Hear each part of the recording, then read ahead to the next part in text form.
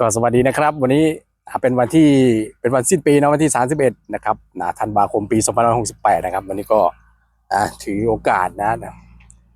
ประดุกนะครับนะวันนี้เราจะมาปล่อยปลากันที่อ่างเก็บน้ำในหมู่บ้านของเรานะครับเพื่อเป็นการทำบุญสร้างกุศลต่างๆเนาะนะครับแล้วก็ทำให้ชีวิตจิตใจ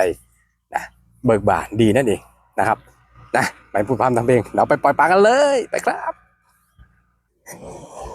นี่ครับบรรยากาศนะครับเป็นอ่างเก็บน้ำในหมู่บ้านของเรานะครับกว้างขวางยิ่งใหญ่มากๆเลยวันนี้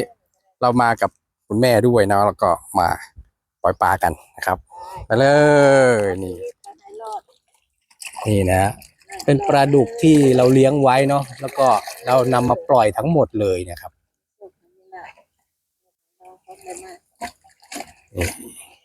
ไปลูกไปลงไปลักเลิกคุณน่ะมาอยู่เต็มที่ได้ให้คนกินเลิกไปเอาตัวให้รอดเด้อ